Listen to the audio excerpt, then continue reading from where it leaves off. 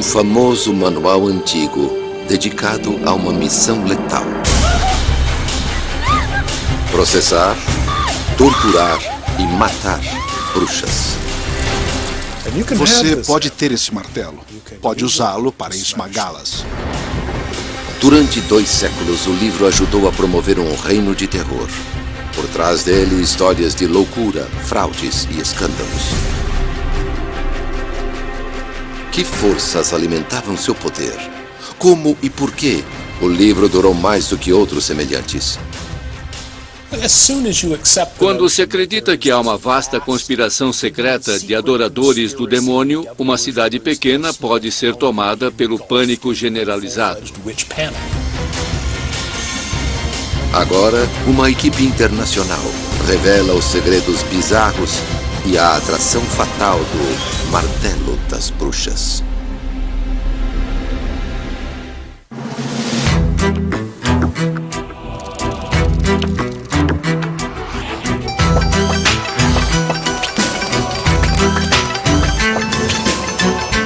O Martelo das Bruxas.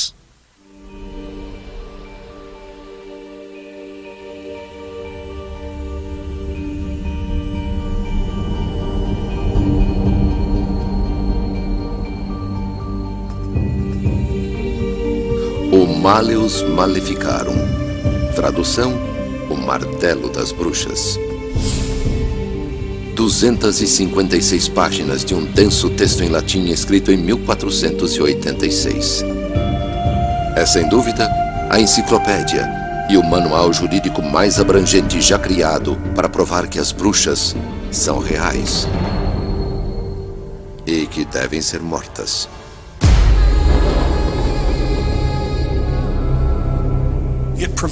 Fornece um texto confiável que outras pessoas podem usar para entender a bruxaria, dando sentido a esse fenômeno.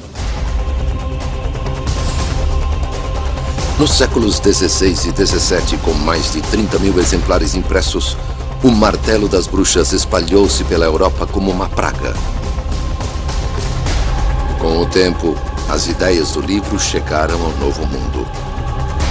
Ao fim da perseguição, o martelo havia ajudado a enviar cerca de 60 mil vítimas à morte.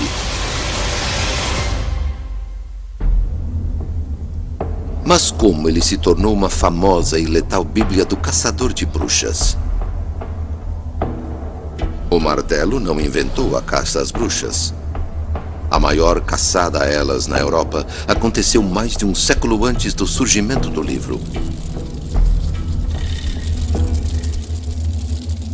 E outros religiosos proeminentes já haviam escrito textos condenando as bruxas. Mesmo assim, até hoje, mais de meio milênio depois, nenhum outro livro sobre bruxaria é mais conhecido, mais lido e debatido do que o Malleus Maleficarum. Qual o segredo para seu legado duradouro? Qual o motivo de sua influência e atração? A caça às bruxas do século XVI e início do XVII foi motivada pelas ideias intelectuais, popularizadas pelo Malleus.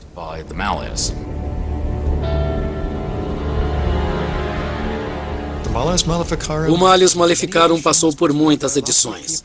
Foi lido por inúmeras pessoas. E aqueles que tinham dúvidas em relação à bruxaria passaram a acreditar. Agora, uma equipe de peritos internacionais, tradutores e estudiosos do mundo medieval estão investigando, examinando edições originais e cópias detalhadas em 2 continentes, descobrindo documentos raros e seguindo as evidências para responder por que o Martelo das Bruxas era tão poderoso. As evidências começam a surgir mais de 500 anos atrás, com um dos mais famosos caçadores de bruxas da história. Um homem considerado desvairado, até louco. 1485, Innsbruck, Áustria. 48 mulheres e 2 homens são acusados de praticar magia nociva, bruxaria. O suposto crime é amaldiçoar amantes adúlteros, usando encantamentos e poções para causar doença e morte. Uma mulher é a principal acusada. Em seu julgamento, um inquisidor de passagem assume o comando e dá início a um escândalo. Ele a questiona sobre atos sexuais executados sob influência diabólica e afirma que a promiscuidade sexual é o portal para seus poderes mágicos. Um advogado enviado pelo bispo local intervém. Acusa o inquisidor de conduta inadequada e ilegal e exige que todas as acusações sejam retiradas. O inquisidor então deixa a cidade após o fracasso de seu julgamento. Ele é Heinrich Kramer, chamado em latim de Institoris. É um famoso inquisidor e seria o futuro autor de O Martelo das Bruxas.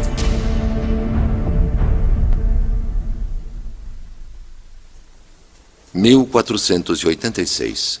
Após o fracasso no julgamento de Innsbruck, Kramer inicia sua obra-prima. Um livro que prova que bruxas são motivadas pela fraqueza e pela luxúria, recipientes através dos quais o diabo encarna. E as bruxas devem ser capturadas e queimadas. Será a maior resposta de Kramer. Um livro de vingança, calando para sempre seus críticos e convencendo o mundo. Sua Bíblia, do Caçador de Bruxas. Quando escreveu Malleus Maleficarum, Kramer devia estar muito zangado e muito frustrado. Ele tinha fracassado como caçador de bruxas. De certa forma, é seu último desejo, seu testamento. O grande feito do martelo foi transformar a vingança de um homem numa causa. Uma pista de seu poder é o fato de que, durante séculos, a obra de Kramer parecia ter a aprovação da Igreja. Mas as aparências enganam.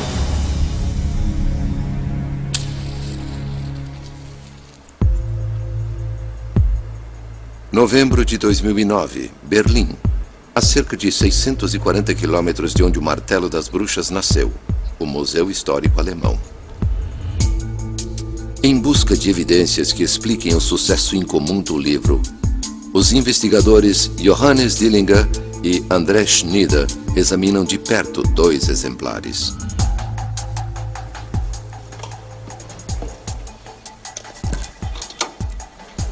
Disponível para ser consultado somente com hora marcada, este exemplar cuidadosamente preservado do Martelo das Bruxas tem 500 anos de idade.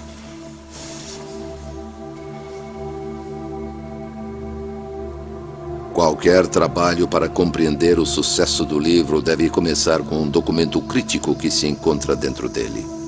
Alguns o consideram o endosso mais poderoso que o martelo já recebeu, da própria Igreja. É a chamada Bula Papal. Semelhante a uma proclamação real, a Bula Papal é um documento assinado pelo Papa, atestando uma doutrina oficial da Igreja. Esta é uma das bulas mais famosas da história. A Summis Desiderantis, conhecida como a Bula da Bruxaria. A bula destaca 2 pontos importantes.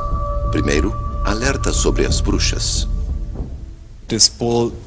A bula descreve o que é a bruxaria e o que as bruxas fazem.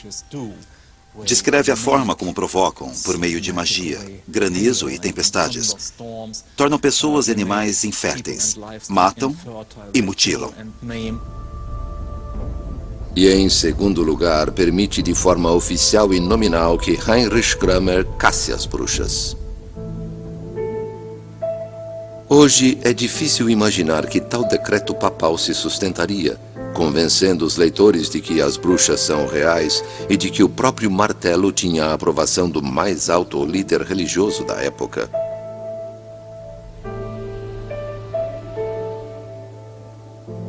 Mas surge um problema à medida que os investigadores se aprofundam.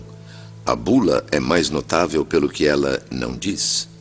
Em momento algum ela menciona o martelo das bruxas. A bula papal foi publicada 3 anos antes do livro.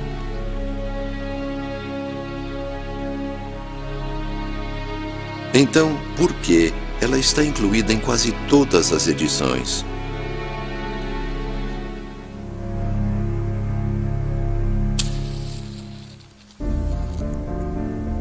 A resposta está em 1484. Segundo alguns historiadores, Kramer prepara-se para viajar a Roma. Está frustrado com autoridades que se recusam a cooperar com sua caçada às bruxas. Ele leva uma carta solicitando permissão para perseguir as bruxas com a anuência total do Papa. Kramer também leva uma quantia secreta, um pagamento, para convencer o Vaticano a concordar com seu pedido. A carta dele tem resultado. Ela se torna a base para as Summis Desiderantes. A bula papal não diz nada sobre o martelo das bruxas. Mas Kramer sabia exatamente o que aconteceria se ele a utilizasse logo no início. A bula serviu perfeitamente, porque sugeria que o Vaticano concordava plenamente com tudo que o Malleus Maleficarum tinha a dizer.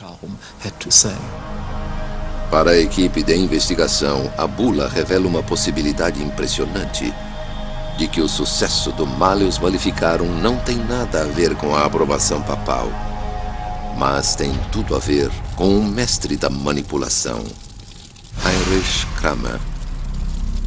Um homem obcecado em silenciar seus críticos e em mudar a forma como o mundo via as bruxas. Um mal que deveria ser detido.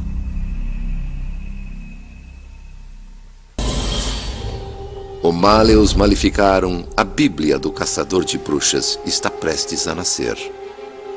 1485 ou 86, região do Tirol, próxima à Áustria. O martelo das bruxas de Heinrich Kramer começa a ganhar forma. Ele está determinado a criar a enciclopédia definitiva sobre a caça às bruxas. Kramer usou literalmente tudo aquilo em que conseguiu pôr as mãos para provar que as bruxas existiam e que eram muito perigosas. O livro descreve os perigos da bruxaria em detalhes. Clarividência e feitiçaria. Magias para doenças letais, bebês raptados e sacrificados, conjurações de desastres naturais, canibalismo e consumo de sangue. Bruxas voando para encontrar demônios e participar de cerimônias de magia negra. Os sabbats. Em seu livro, Kramer também incorpora exemplos reais de sua própria caça às bruxas. Um julgamento sensacional serve como modelo. O julgamento ocorreu antes da humilhação de Kramer em Innsbruck, e ele o considera o processo perfeito contra bruxas.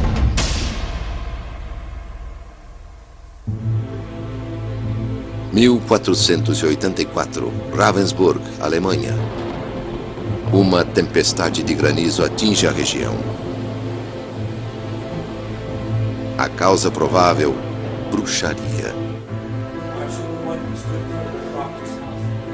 No tribunal, 8 mulheres enfrentam uma delegação de autoridades locais. E mais um inquisidor, Heinrich Kramer. Perto dali, o castigo preferido pelo inquisidor: o pêndulo. Suspensas pelos pulsos, as vítimas ficam penduradas, muitas vezes até os braços deslocarem dos ombros. Finalmente, segundo Kramer, 2 mulheres confessam atos de feitiçaria demoníaca, provocando tempestades mortais. Ele ordena que as mulheres sejam queimadas vivas.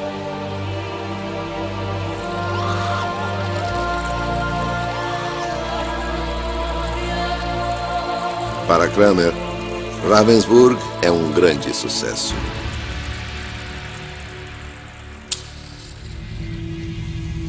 Dois anos depois, em sua obra-prima, ele retrata o julgamento como somente ele pode fazer. Um relato detalhado do próprio executor. Na cidade de Ravensburg, 2 mulheres foram carbonizadas. Elas sofreram muitos ferimentos nas mãos do demônio.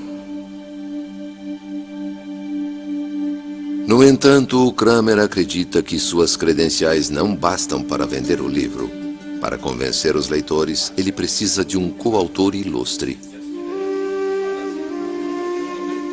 O que acontece a seguir é uma das maiores polêmicas que envolvem o Martelo das Bruxas. Praticamente todas as edições do livro dão o crédito a dois homens, Kramer e um professor da conceituada Universidade de Colônia, Jakob Sprenger. Jakob Sprenger foi um dos líderes dos monges dominicanos na Alemanha.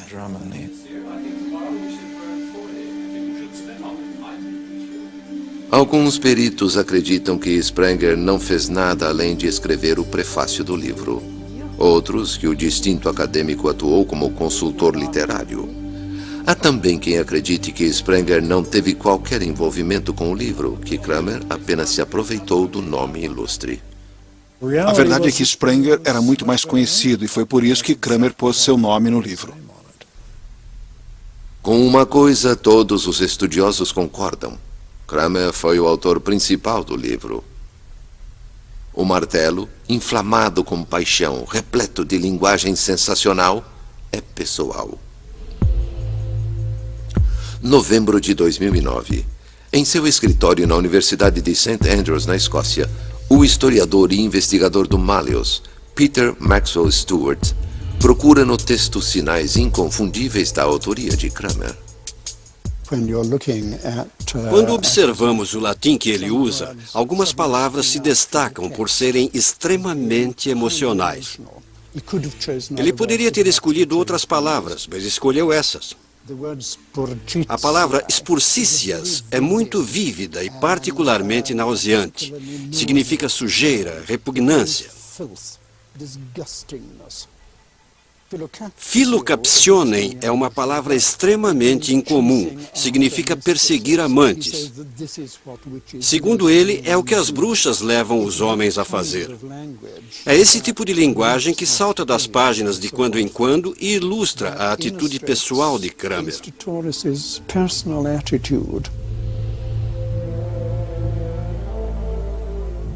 1486. No fim do ano, o Martelo das Bruxas está completo. É um manual de referência que vai além de qualquer outro livro anterior, explicando os perigos da bruxaria. Um dos problemas fundamentais da bruxaria é que não parece fazer muito sentido. A ideia de que há uma conspiração diabólica e que Deus permite a Satã dar poderes sobrenaturais a essas mulheres não parece muito plausível. O Malleus explica exatamente como isso é feito. Por que Deus faz isso e mostra as evidências que provam a existência das bruxas. Para defender o que afirma, o livro é organizado em 3 partes. Parte 1. Um argumento filosófico provando a existência das bruxas. Parte 2. Um guia para o clero. Como reconhecer a bruxaria em sua própria comunidade. E parte 3, a mais infame de todas. Um manual jurídico, um guia prático para acusar, processar e condenar a bruxa à morte.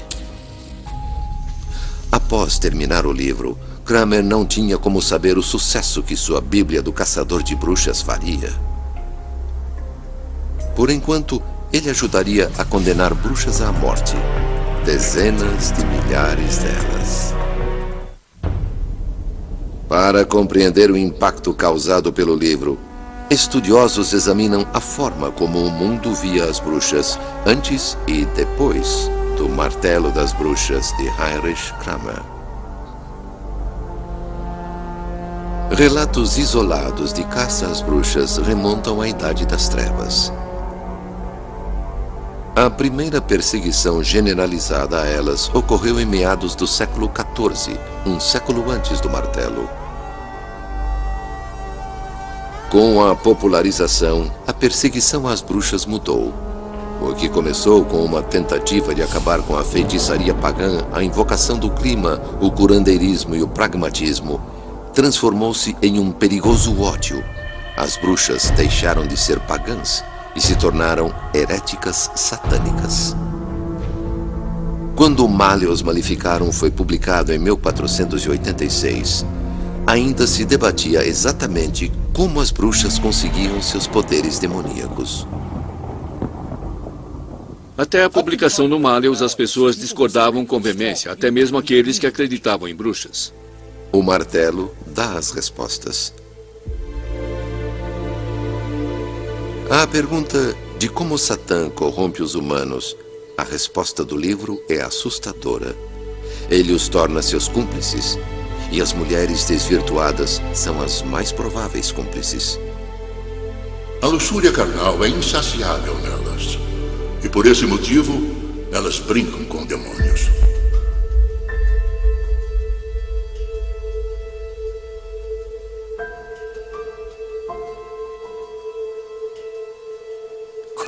Kramer fornece provas sistemáticas de que essas cúmplices são quase sempre mulheres.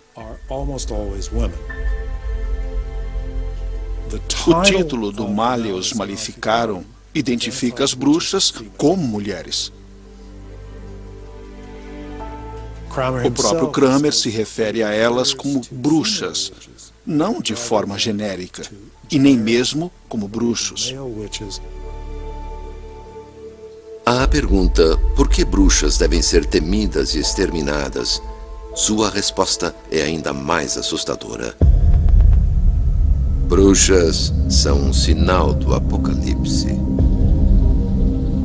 Antes do dia do julgamento, todas serão igualmente lançadas ao inferno. Kramer associa esse mal, essa adoração ao diabo, a um medo apocalíptico do fim dos dias.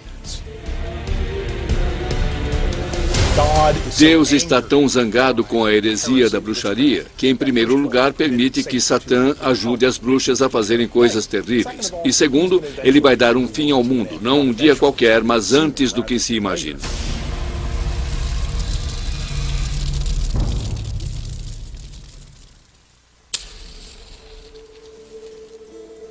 Região do Tirol, dezembro de 1486. Oferecendo novas respostas a antigos temores e superstições, a obra-prima de Kramer está quase pronta para ser publicada. Mas, para garantir o sucesso do livro, falta um último documento, uma análise crítica chamada de aprovação. Da mesma forma que ocorre com o endosso de uma celebridade moderna, sem a aprovação, o trabalho estaria condenado ao fracasso. Não era certo que tudo o que ele alega no texto estaria de acordo com a ortodoxia católica. Sua afirmação de que a bruxaria era a maior das heresias soava estranho.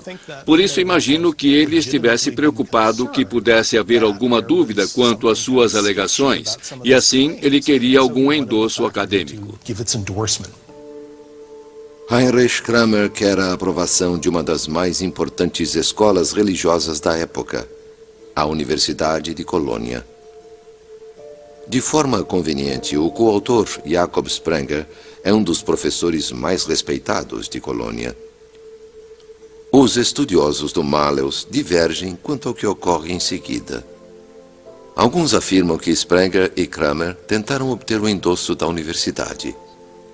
A autoridade de Sprenger dá credibilidade ao livro e diversos acadêmicos assinam a aprovação. Outros dizem que Kramer vai sozinho. Impaciente, autoritário, ele não consegue o que quer. Ele, porém, falsifica as assinaturas e mais tarde as publica. Mas Kramer seria capaz de uma mentira tão descarada?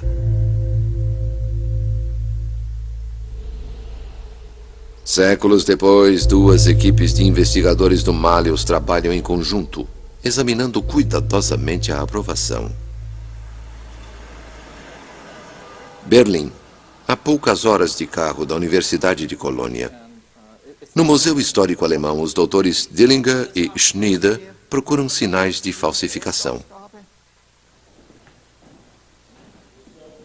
Enquanto isso, em Washington, os historiadores Hans Brödel e Christopher Mackey pretendem inspecionar a aprovação em uma das únicas primeiras edições do martelo existentes nos Estados Unidos.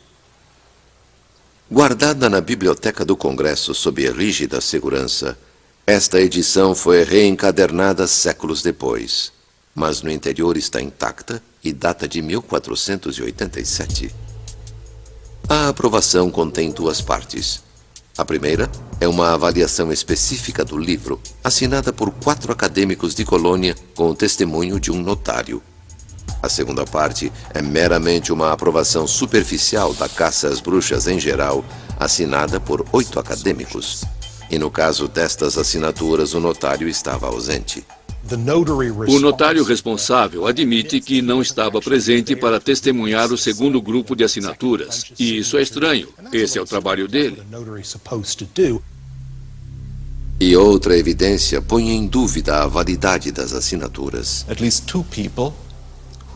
Os autores de pelo menos 2 assinaturas mais tarde alegaram que não tinham assinado. E isso, claro, indica que isso é, em parte, uma falsificação. Mas mesmo que as assinaturas sejam autênticas, talvez elas não sejam o que parecem ser. Um dos homens, Andreas, admite que endossou o livro apenas após folheá-lo. Ele diz que não leu o documento com atenção e acho que o mesmo aconteceu com vários dos outros. No geral, a implicação é alarmante.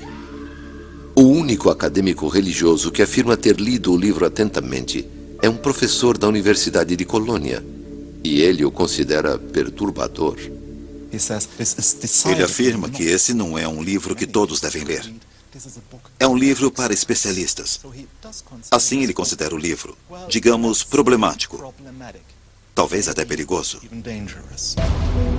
A aprovação é incluída em praticamente todos os exemplares do Malleus Maleficarum. Para quem lê o livro, não há motivos para duvidar de um endosso tão poderoso. A aprovação ajuda a tornar o Martelo das Bruxas um fenômeno.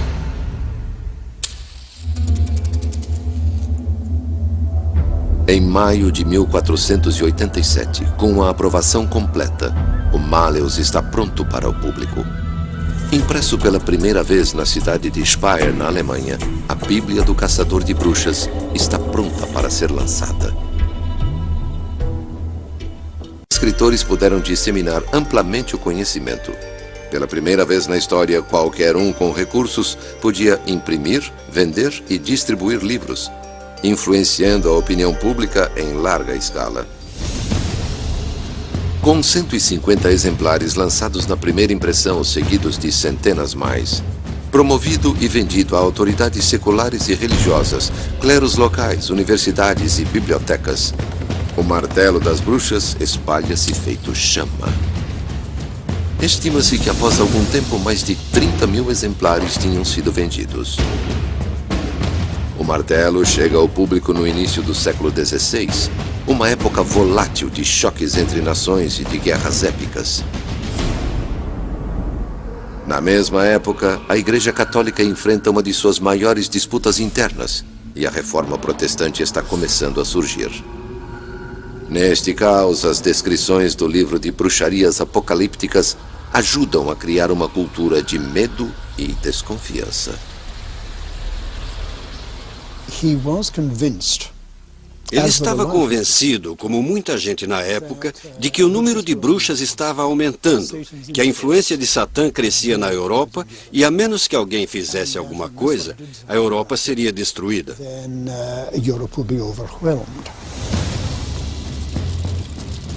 As práticas descritas no Malleus se tornaram comuns.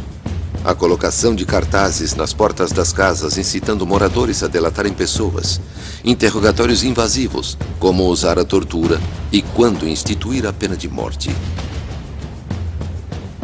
No entanto, desde a primeira edição, nem todos aprovam as ideias do martelo. Ao longo das décadas seguintes, alguns críticos fazem fortes objeções. Quase imediatamente surgiram aqueles que diziam que aquilo não fazia sentido. Mas isso não basta. Caçadas violentas a bruxas prosseguem no norte da Europa, levando o caos à Suíça, à França, à Alemanha e a outros países. Amplamente divulgado, o Malleus ajuda a fomentar uma nova onda de perseguições, torturas e mortes. 1563. Wiesensteig, Alemanha. Menos de um século se passou desde um dos mais notórios julgamentos de bruxas. A chamada Tempestade Demoníaca de Granizo de Ravensburg. A mesma acusação se repete. Desta vez, um conceituado nobre acusa um grupo de mulheres de um crime idêntico: conjurar o diabo para criar uma tempestade de granizo que destruiu plantações. Incitado pelo nobre proprietário rural, o caso possui dois dos elementos mais importantes em qualquer caçada às bruxas: pânico e patrocínio. É preciso haver um príncipe que esteja disposto a apoiar os caçadores de bruxas, que aceite julgamentos de bruxas em seus tribunais.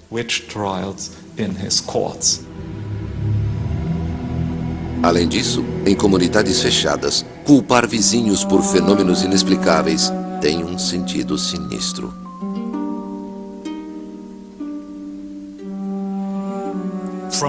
Desde o início dos tempos, pessoas em contexto claustrofóbicos têm problemas de relacionamento. Uma consequência disso, em muitas sociedades, é a ideia de que algumas pessoas têm o poder de fazer mal a outras.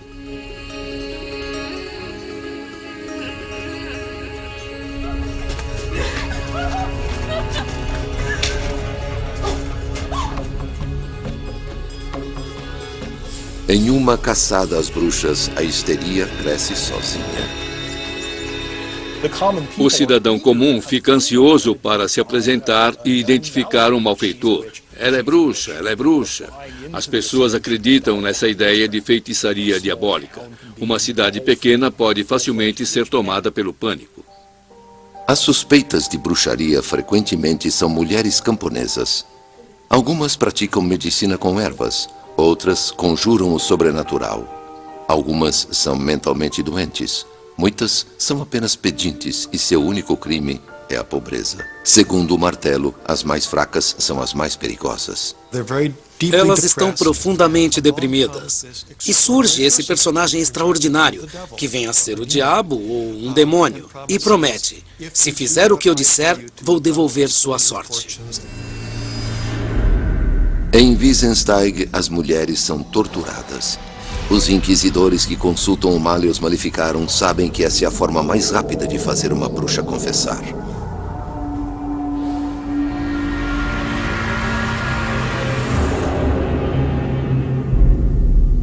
Se a pessoa não confessar a verdade, mais 1 ou 2 dias de interrogatórios sob tortura.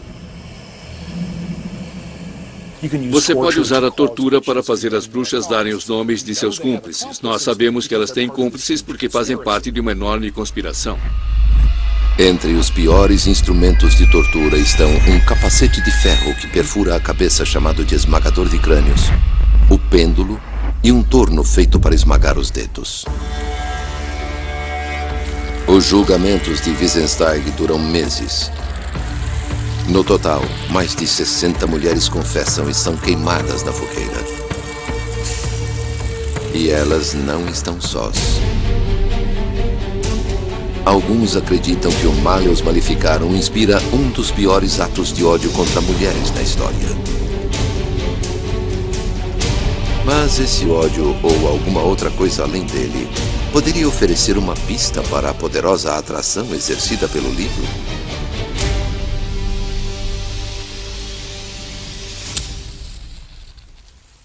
Novembro de 2009. Do outro lado do Canal da Mancha, o investigador Peter Maxwell Stewart acredita que o ódio não é a verdadeira motivação do autor. Ele atenta para algo mais significativo: a sexualidade fúnebre do livro.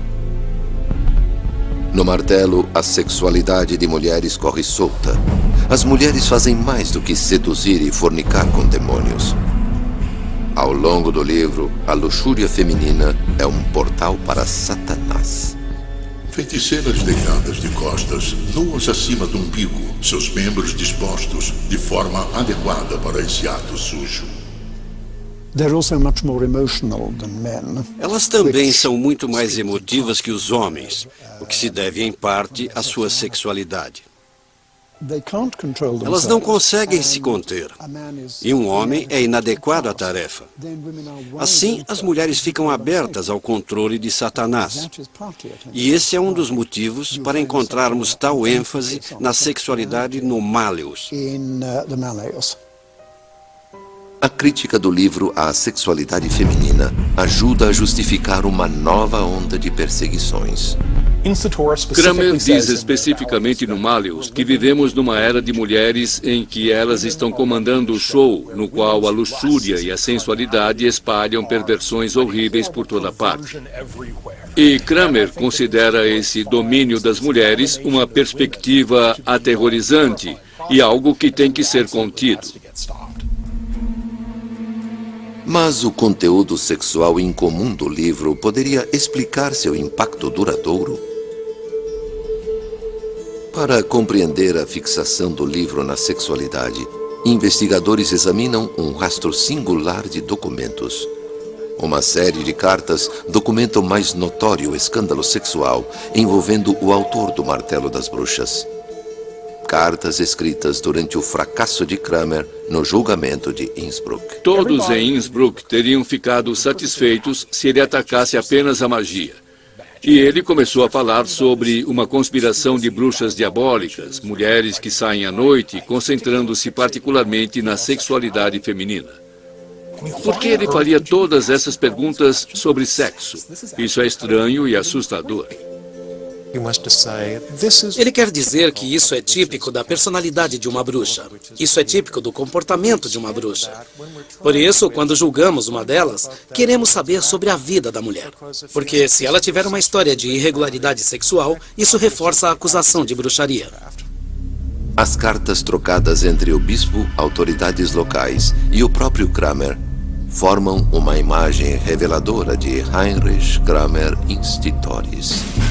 O comportamento de Kramer era extremamente perturbador.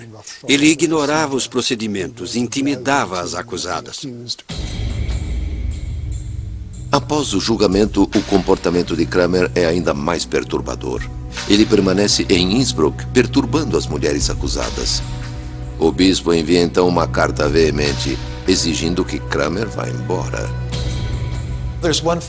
Há uma famosa carta na qual o bispo adverte Kramer que poderia haver uma ação violenta, em que os maridos das acusadas poderiam tomar medidas violentas contra ele. O bispo que o expulsou disse que ele era um homem insano. Este é o homem responsável pelo Martelo das Bruxas. Tal comportamento teria ajudado a vender as ideias radicais do Malleus Maleficarum. Alguns estudiosos lembram que, assim como as mentiras racistas de Hitler em Minha Luta, ou outras propagandas letais em muitos dos textos mais odiosos da história, quanto mais ultrajante o preconceito, mais bem-sucedida é a persuasão. Uma coisa é certa. No início do século XVII, o legado de perseguições do martelo espalhou-se ainda mais, à medida que a histeria da caça às bruxas fazia história no mundo de língua inglesa. Lá, em alguns dos mais famosos julgamentos de bruxas da história, as ideias por trás do Malleus Maleficarum deixam uma de suas últimas marcas indeléveis. 1692. A ideia mais perigosa da Bíblia do Caçador de Bruxas ajuda a transformar uma colônia em uma multidão enlouquecida. Duas comunidades compõem a região de Salem, em Massachusetts. Rumores de atos violentos de feitiçaria contra crianças começam a circular e as acusações são graves. Se suas cabras estão morrendo, se seus filhos ficam doentes e você puder associar esses fatos com ameaças de pessoas desagradáveis, você terá um caso de bruxaria. Alguns cidadãos proeminentes fazem o impensável. Expressam dúvidas. questionam a validade das acusações e da caça às bruxas em si. Eles também são acusados. Qualquer um que expresse dúvidas ou defenda a honra das acusadas é suspeito. Imagine viver hoje numa cidade em que você sabe que há uma conspiração secreta diabólica e que outras pessoas negam, dizendo: "Ah, não, isso não é verdade." Isso seria pior do que burrice, seria com certeza algo maligno. Crianças testemunham. Familiares morrem tentando proteger seus entes queridos. Com o tempo, até moradores respeitáveis acabam pendurados na forca. Em menos de um ano, autoridades prendem 150 pessoas. 29 são condenadas e 19 executadas. Teorias para a loucura da perseguição às bruxas passam por grãos alucinógenos mofados, repressão cultural e até histórias de fantasmas de escravos.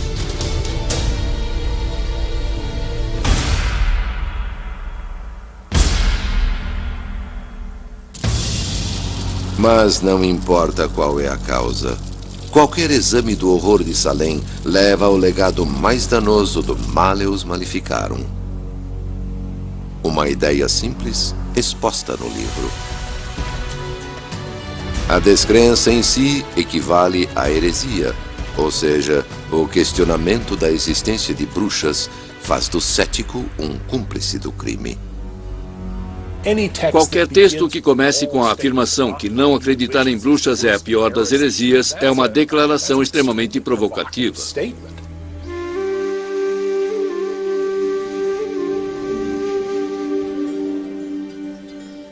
Na psicologia da caça às bruxas, tal raciocínio é o prego final no caixão. Assim, nestas circunstâncias, quando se tem pessoas obrigadas no tribunal a dar o nome de seus cúmplices, até mesmo aqueles que não têm o histórico de praticar feitiçaria.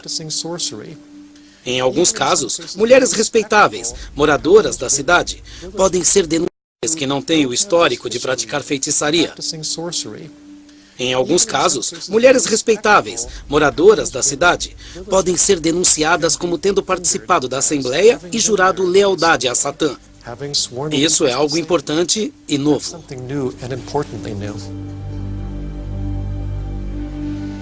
Hoje, analisando toda a psicologia da caça às bruxas, os estudiosos concordam.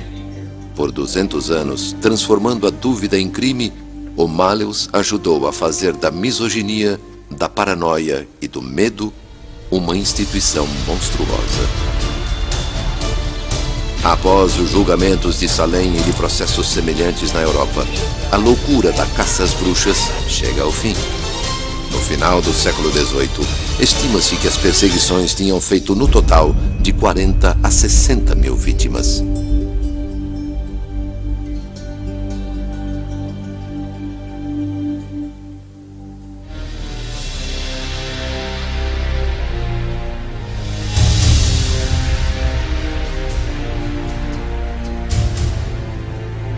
Na história sombria de feitiçaria, uma figura inesquecível se destaca. Heinrich Kramer Institoris. Assombrado pelo escândalo, ele se dedicou a um livro de vingança, uma Bíblia do caçador de bruxas, obcecada com um único alerta bíblico: não deixarás viver uma feiticeira. Versão Marshmallow São Paulo.